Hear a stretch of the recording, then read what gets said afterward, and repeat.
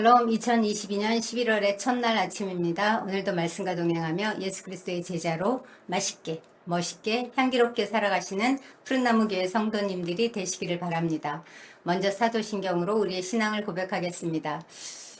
전능하사 천지를 만드신 하나님 아버지를 내가 믿사오며 그 외아들 우리 주 예수 그리스도를 믿사오니 이는 성령으로 잉태하사 동정녀 마리아에게서 나시고 본디오 빌라도에게 고난을 받으사 십자가에 못 박혀 죽으시고 장사한 지 사흘 만에 죽은 자 가운데서 다시 살아나시며 하늘에 오르사 전능하신 하나님 우편에 앉아 계시다가 저리로서 산자와 죽은 자를 심판하러 오시리라. 성령을 믿사오며 거룩한 공회와 성도가 서로 교통하는 것과 죄를 사하여 주시는 것과 몸이 다시 사는 것과 영원히 사는 것을 믿사옵나이다.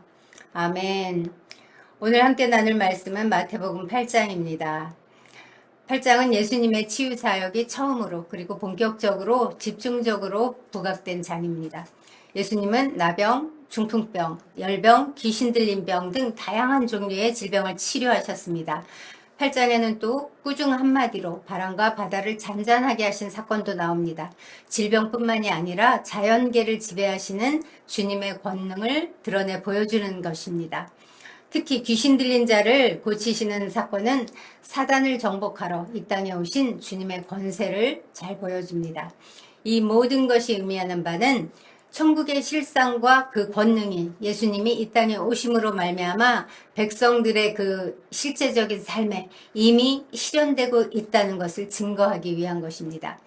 8장에 나오는 사건들이 하나하나 다 중요하지만 다 다룰 수 없기 때문에 오늘은 나병 환자 치유 사건을 중심으로 살펴보려고 합니다. 2절입니다.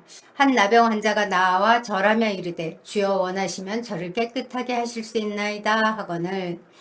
지금은 나병이 치료 가능한 병이지만 얼마 전까지만 해도 나병은 불치병이었습니다. 하늘이 내린 형벌이라고 해서 천형이라고 불릴 정도로 잔인한 병이었습니다. 당시 문둥병자는 그 종교적인 이유로 혹은 위생적인 관점으로 일반 대중과 철저히 분리돼서 특정 장소에 격리되어 있었어야 했습니다. 만약에 이를 어길 경우 돌에 맞아 죽는 위험도 감수해야만 했습니다. 그런데도 이 나병 환자는 모든 사람이 보는 앞에서 예수께 나아왔습니다. 이 사실 자체가 이미 목숨을 건 필사적인 행동이라고 볼 수 있습니다. 그의 모습을 보며 저는 생각했습니다. 이렇게 주님 앞에 나오기 위해서 목숨을 건 이 나병 환자도 있는데 나는 과연 얼마나 주님 앞에 나아가길 필사적인가 정말 회개할 수밖에 없었습니다. 온갖 죄악된 성품을 지니고 있는 저희 모두는 다 영적인 나병 환자라고 할 수 있습니다. 오늘 모든 인습과 억압을 깨트리고 주님께 나온 이 나병 환자처럼 우리도 세속적인 욕망, 또 죄의 사슬, 그 나태, 그 육신의 안일함을 구하는 이런 모든 게으름, 이런 것들을 다 깨치고 주님 앞에 더욱 나아가는 저희 모두가 되기를 주님의 이름으로 기도합니다.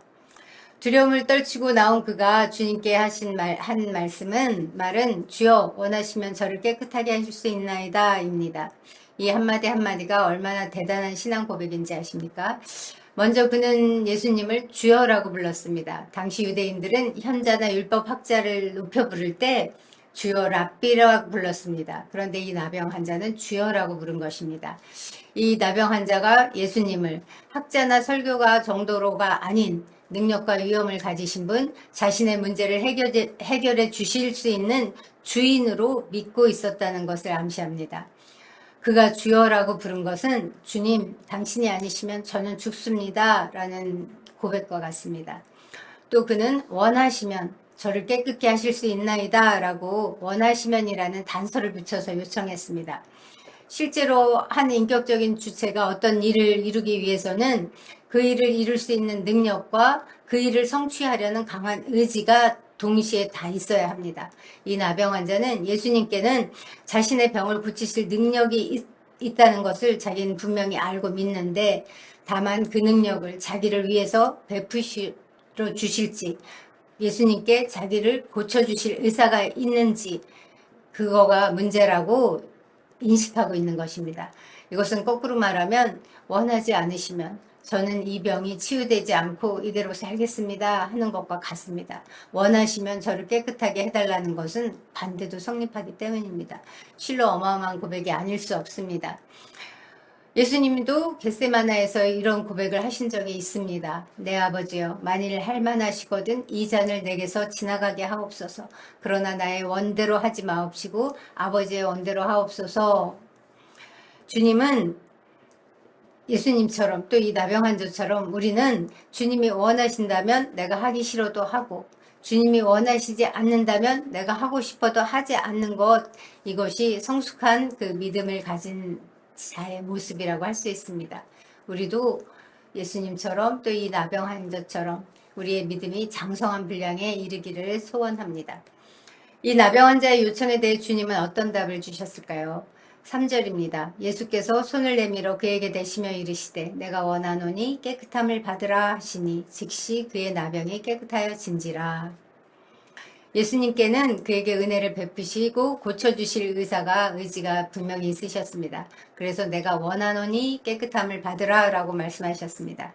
깨끗함을 받는다는 것은 단지 육체적 치유만을 의미하지 않고 의식적인 정결까지를 포함하는 완벽한 치유를 의미합니다. 그런데 치유하시는 모습이 매우 독특합니다. 예수님은 이 나병 환자를 말씀 한마디로 충분히 고쳐주실 수 있으십니다. 그런데 굳이 손을 내밀어서 그에게 손을 대셨습니다. 당시 율법에 의하면 문둥병자에게 손을 대는 것은 부정한 것으로 간주되었습니다. 그렇다면 예수님은 율법에 따라 부정한 자가 되었을까요? 아니요. 여기서도 오히려 그 반대가 성립되었습니다. 부정한 문둥병자가 정결한 예수님에게 닿음으로 정결하게 된 것입니다. 구약의 제사장들이 문둥병자의 치유 여부를 판별할 때 그에게 접촉해도 부정하지 않게 됐습니다. 그것처럼 예수님께서 문둥병자에게 손을 대도 하나님 앞에 부정하지 않게 된 것은 그분이 예수님이 곧 인류의 죄를 대속하기 위해 이 땅에 오신 진정한 대제사장이라는 것을 증명해 주는 것입니다. 예수님은 율법에 갇혀 있지 않고 율법을 지배하시는 분이십니다. 그분이 바로 율법의 완성이기 때문입니다. 그래서 예수님이 친히 마태복음 5장에서 내가 율법이나 선지자를 폐하러 온 줄로 생각하지 말라. 폐하러 온 것이 아니요 완전하게 하려 함이라 라고 말씀하셨습니다. 그렇습니다. 예수님은 율법을 초월하신 분이시지만 율법을 무시하지 않고 철저히 지키신 분이시기도 합니다. 그래서 예수님은 나병 환자에게 가서 제사장에게 그 몸을 보여 모세에 정한 그 예물을 드려서 저희에게 증거하라고 하셨습니다. 레위기에 나온 문둥병 규례를 따를 것을 당부하신 것입니다. 예수님은 율법을 부정하고 파괴하는 방식으로서가 아니라 율법의 요구를 들어주고 수용하는 방식으로 율법을 완성하신 분이십니다. 세례를 받으실 필요가 없으신, 죄 없으신 분이셨는데도 예수님께서 세례 요한에게 세례를 받으신 것처럼 예수님은 율법을 지켜서 하나님의 의를 이루시는 그런 방식을 택하셨습니다. 우리 주님은 율법을 온전케 하시는 분이십니다. 두 번째 나온 치유 사건은 백부장 하인의 중풍병을 고치신 이야기입니다. 예수님은 이 백부장을 크게 칭찬하셨습니다. 이스라엘 중 아무에게도 이만한 믿음을 보지 못했다고 말씀하셨죠. 그리고 13절에서는 가라, 네 믿은 대로 될지어다 하시니 그 즉시 하인이 나으니라 라고 기록됩니다. 저는 오늘 이 사건을 통해서 뜻밖에도 중보기도의 힘을 묵상하게 되었습니다. 백부장의 하인은 자기 주인이 자기를 위해 예수님을 찾아온 사실을 알고 있었을까요? 성경이 뭐라고 기록하고 있지 않기 때문에 우리는 그가 알았는지 몰랐는지 알 수 없습니다. 그러나 한 가지 분명한 것은 하인이 병을 낫게 된 그것은 전적으로 그 백부장이 그 주인이 예수님께 간구했기 때문이라는 것입니다. 이 일은 우리에게 중보에 대한 소망을 줍니다. 우리가 누군가를 위해 기도하면 그 인생이 이렇게 치유되고 회복되고 변화될 수 있음을 보여줍니다. 그 사람이 내가 그를 위해 기도하고 있는 것을 알든지 모르든지 하나님이 역사하시기 때문입니다. 우리 교회에는 중보사역팀이 있습니다. 매주 목요일 9시에 줌으로 성도들을 위해, 교회를 위해, 나라와 민족을 위해 기도합니다. 그간 크고 작은 응답을 많이 경험하게 하셨습니다. 물론 사람은 통로일 뿐이고 그 일을 이루시는 분은 하나님이십니다. 그럼에도 기도하지 않았더라면 알 수 없는 일, 물떠온 하인들만 아는 기쁨을 주셔서 중보자들을 종종 위로해 주십니다.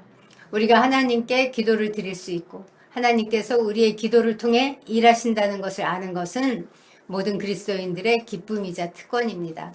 이 특권 빼앗기지 않는 저희가 되었으면 좋겠습니다. 성도 여러분, 혹시 여러분 중에 절박한 상황에서 주여 원하시면 이러면서 주님의 뜻을 구하는 일이 있으십니까? 급한 기도가 필요하시다면 저에게 개인적으로 연락을 주셔도 좋고 예배당 로비에 중보 기도함이 설치되어 있습니다. 거기에 기도 제목을 적어서 넣어주시면 중보팀이 합심해서 기도해 드리겠습니다. 8장에는 그 밖에도 많은 치유 이야기들이 나옵니다. 이를 통해서 마태가 정말 하고 싶은 이야기는 무엇일까요? 17절입니다. 이는 선지자 이사야를 통하여 하신 말씀에 우리의 연약한 것을 친히 담당하시고 병을 짊어지셨도다 함을 이루려 하심이더라.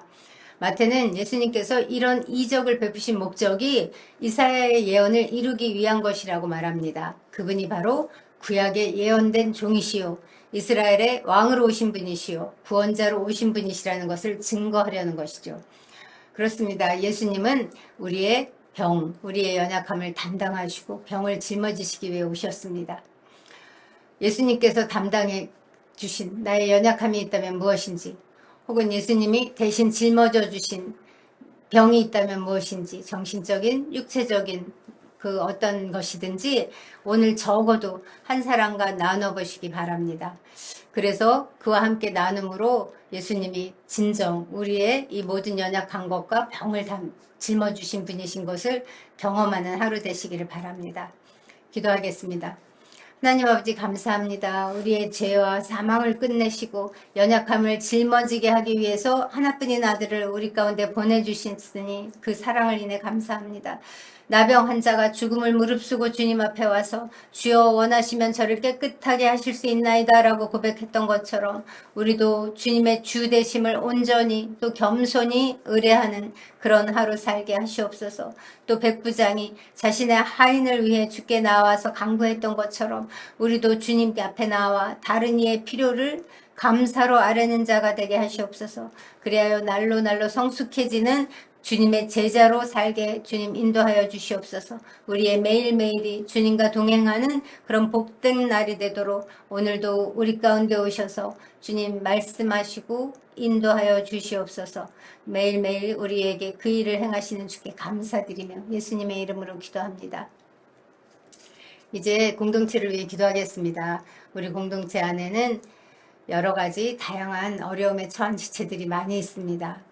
그들을 정말 우리가 오늘 백부장처럼 그들을 위해 그들의 어려움을 가지고 하나님 앞에 중보자로 나가서서 기도하는 한날 되게 해달라고, 그리고 각각 내 곁에 두신 지체들 기억나게 하는 그 지체들의 그 문제를 주님 앞에 가져나가서 구하는 그런 기도하는 한날 되게 해달라고 기도하시겠습니다.